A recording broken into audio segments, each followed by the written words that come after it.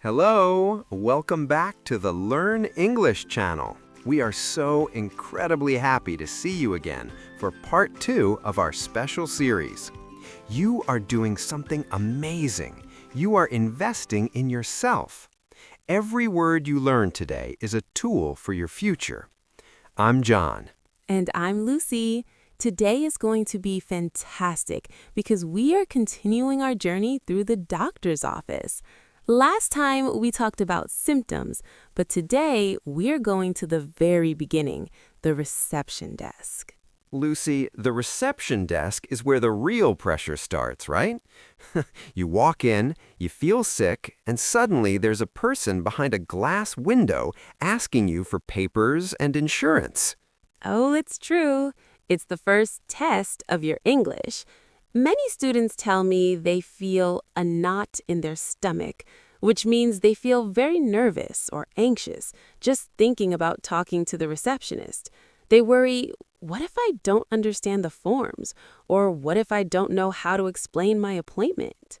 That is a very common worry, but don't you worry today. We are going to give you the exact phrases you need.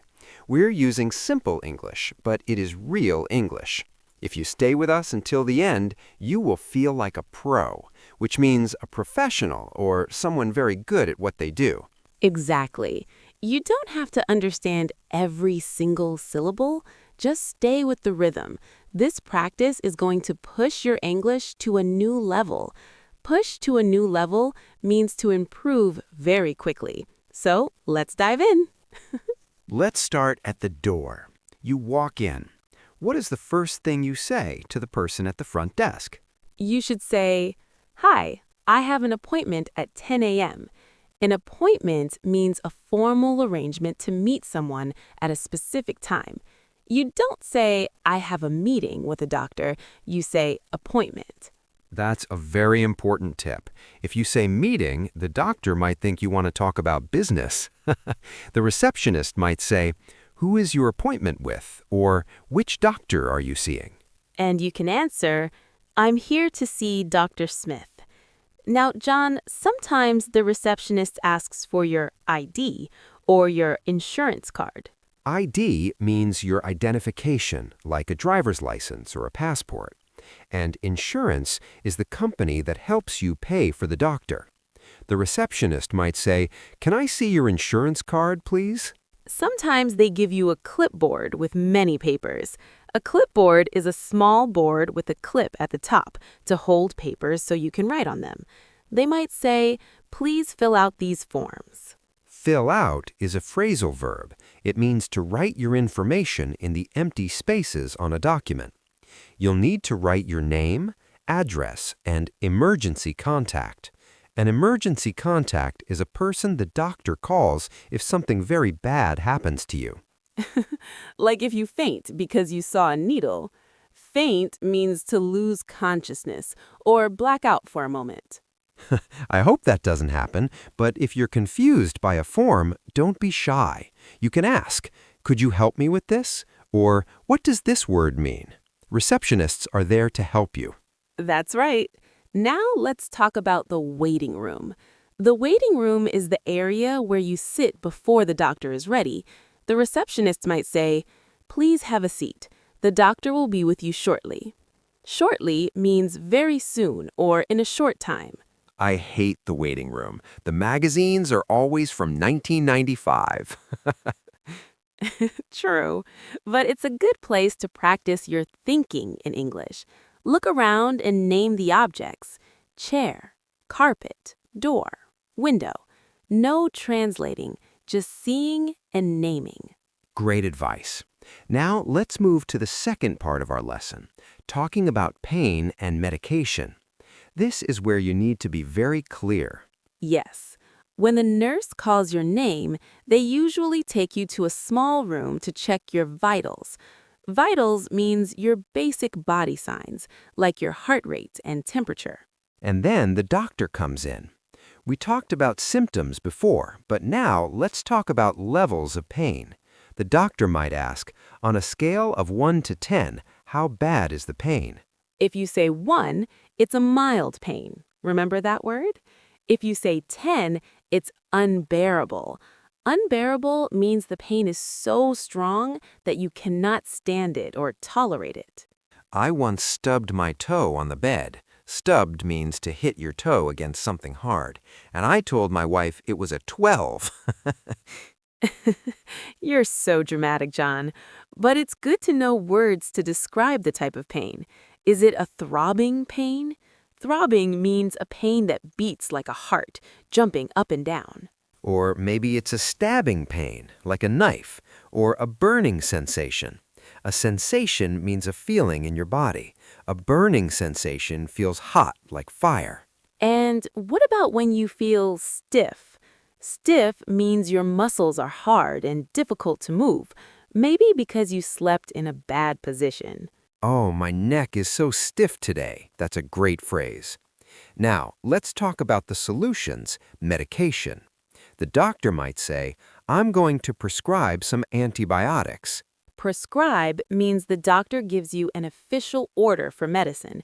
You can't just buy antibiotics, you need a prescription, the piece of paper or the digital note. The doctor will explain how to take the medicine.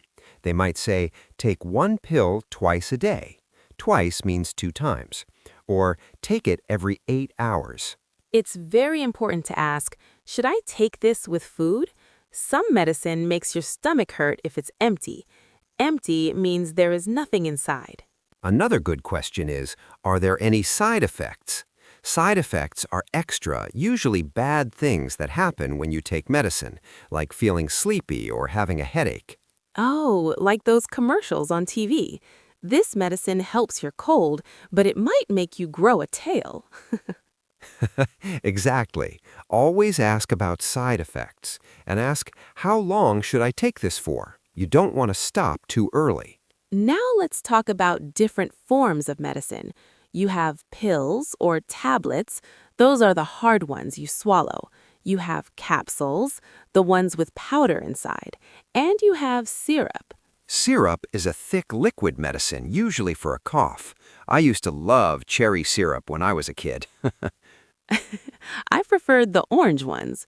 There are also ointments or creams. An ointment is a thick, oily medicine you put on your skin.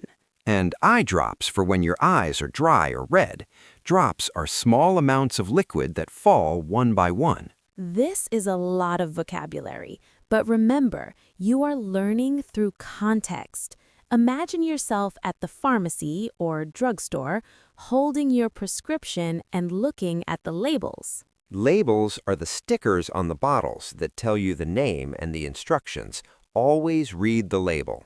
John, I have another story. My cousin went to the doctor because he had a rash. A rash is a group of red spots on the skin. The doctor told him to apply the cream topically. Topically is a fancy word. It means only on the surface of the skin, not to be eaten. Well, my cousin didn't know that. He thought topically had something to do with tropical fruits. He thought the cream was made of pineapples, and he almost put it on his toast. No way, that is dangerous. See, everyone, this is why we need to learn these words.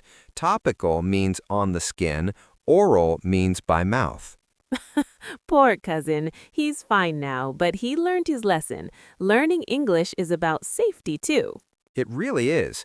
Now let's talk about the mindset. When you are at the reception or talking about medication, don't be afraid to say, "Can you repeat that slowly, please?" Or, "Can you write that down for me?" That is a power move. A power move is an action that makes you feel in control. Doctors and receptionists are happy to write things down because they want you to be healthy. Exactly. Don't try to be a superhero and remember everything if you're feeling sick. Use a notebook. Write down on the words appointment, insurance, dosage. Dosage means the correct amount of medicine to take. Speaking of dosage, the doctor might say, take a teaspoon. A teaspoon is a small spoon used for tea or medicine. A tablespoon is a bigger spoon. Don't mix them up. Yes, that's a big difference in dosage. Now, before we finish this part, let's talk about refills. A refill means getting more of the same medicine when your bottle is empty. You can call the pharmacy and say, I need a refill for my prescription. It's very simple. We are covering so much ground today. We've gone from the reception desk to the pharmacy. If you are finding this helpful and want more videos like this, click that like button right now. And if you want to support us, share this video with someone who is also learning English. It helps our channel grow so we can help more people. Yes, we love our community. Now, let's go back to our hook. Remember how we talked about that knot in your stomach when you walk into the doctor's office? The secret to making that knot disappear is preparation. When you have the phrases, I have an appointment, here is my insurance, what are the side effects, you have the power. You don't need to be perfect, you just need to be prepared. Every time you practice these dialogues with us, you are building a shield of confidence. A shield is something that protects you. That's beautiful, Lucy. You are protecting yourself from fear. And remember our motto, you don't have to be perfect, just a little better than yesterday. If yesterday you were afraid of the receptionist and today you know the word appointment, you are a winner. Let's review our key points for today. We learned how to check in at the reception. We use words like appointment, ID, insurance, and fill out forms. We also learned about describing pain more specifically. We have throbbing, beating, stabbing, sharp, burning, and stiff. And we talked about medication, prescription, dosage, side effects, topical, and oral. We also learned that it's okay to ask the doctor to write things down or to repeat them slowly. That is being a smart patient. Oh, and don't forget the difference between a teaspoon and the tablespoon. Very important for your health. Now, everyone, listen closely because I am so excited about this. This was part 2 of our series, but we have one more. Yes, the third video is going to be the grand finale. In the next video, we're going to cover useful medical vocabulary for everyday situations, like things you need at home, like bandages or thermometers. And even better, we're going to give you natural pronunciation tips. We'll show you how to say these difficult medical words like a native speaker so people understand you perfectly the first time. It's going to be a game changer. A game changer means something that changes a situation completely in a positive way. I can't wait. It's going to be so much fun. Make sure you are subscribed so you don't miss the conclusion of our At the Doctor's Office series. We really want to hear from you. Which word from today was the most difficult to pronounce, or which one was new for you? Write it in the comments below. We read every single one.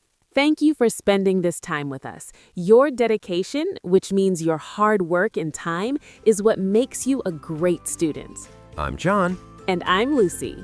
This is the Learn English channel. We hope you feel better and more confident today. We will see you in the third and final video. Bye-bye. Stay healthy.